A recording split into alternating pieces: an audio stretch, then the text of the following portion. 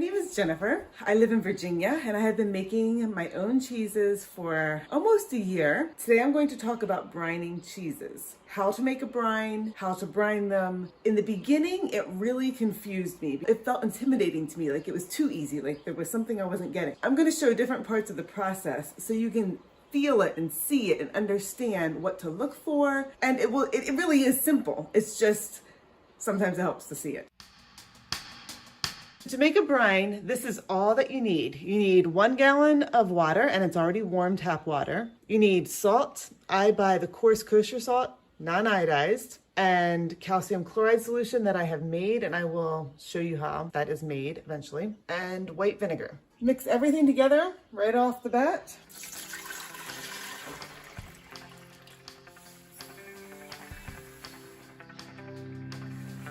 Two and a quarter pounds of salt. So 2 pounds, 4 ounces.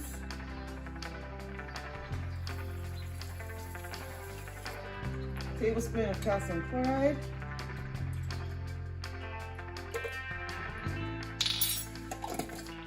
And just a tiny bit of white vinegar.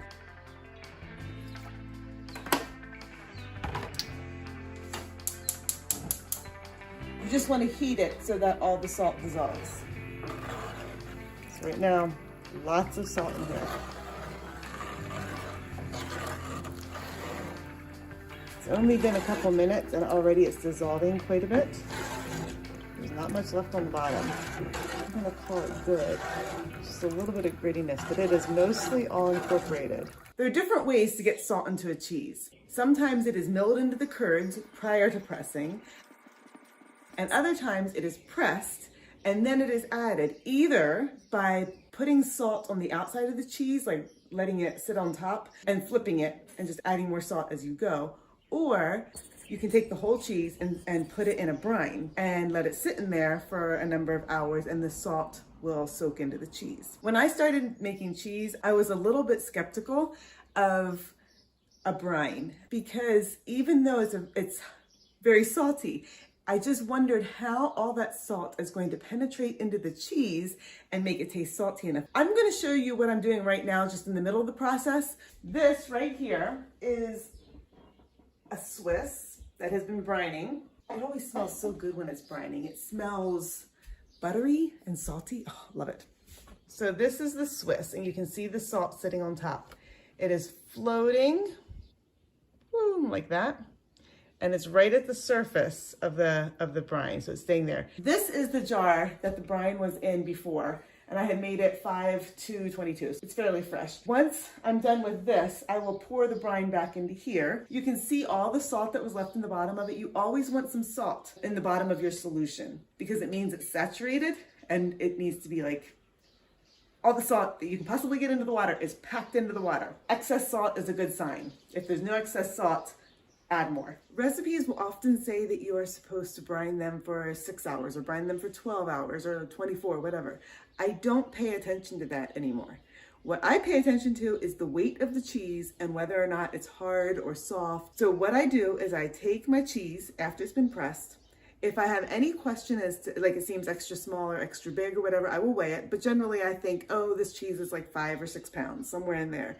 And then I brine it for 4 to 5 hours per pound. If I think this cheese is probably 5 pounds, I will brine it for 20 to 25 hours. You can brine it longer. It's not gonna hurt it. If your cheeses have enough salt, they are less inclined to be bitter.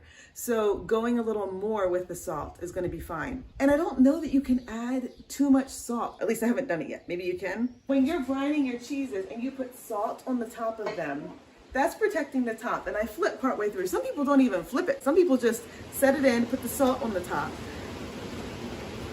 downpour.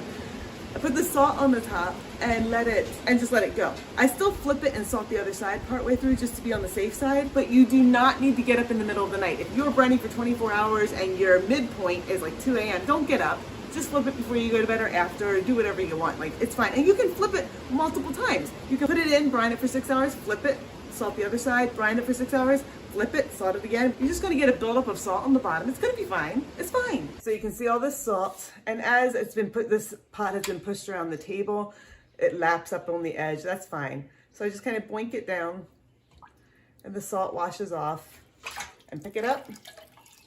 In the brine, they will kind of expand a little bit. They sometimes puff up, and they definitely feel heavy.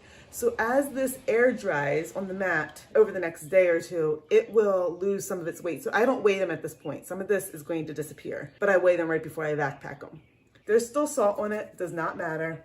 I just put it on the mat and set it in the middle of the table, and it will air dry there. Now this old brine, I'm going to add back to this briny jar. There's usually more liquid when I'm done brining because the salt is sucking out any whey that is left in the cheese. So salt has been left in the cheese, whey is coming out during this process. You're gonna have more liquid, pour off any excess, make sure you have extra salt in here, a well of salt. I've heard people say that you need to have like a ½ inch or an inch. I don't worry about that. So I will just save this and I put it out in our barn fridge to keep it cool, but you could put it in a root cellar. There are a few times when you have to be careful that you don't overbrine. Soft cheeses like Camemberts or Bries, they're submerged very carefully for a lot amount of time based on their weight. You do not want to go over. They suck up the salt. The other thing is, I have had a cheese like this that I have aged, cut into it, and it did not have enough salt. And so my question was, can I salt a cheese after it's been aged? Is that going to work? Some of it I dry salted, just sprinkled some salt over the cut part of the cheese and let it sit out for a couple days. And for another chunk of it, I submerged it in a brine. That cheese got salty very fast. So when cheeses don't have the rind on them, they've just been pressed, they've been cut into or aged and then cut into, the salt is going to be absorbed quickly. So in those cases, be careful. Now that the stove is off, it is clear and you can see the bit of salt on the bottom, which I'm not worried about. It may absorb in a little bit, or maybe that's just the excess. That means this is totally a saturated brine. So this is how you make a brine. It's just 4 ingredients, mix them up together, heat them, you have your brine. If this is helpful to you, feel free to like it so other people can find out about this too. Let's spread the cheese making love around the world. Brine your cheeses, brine your cheeses.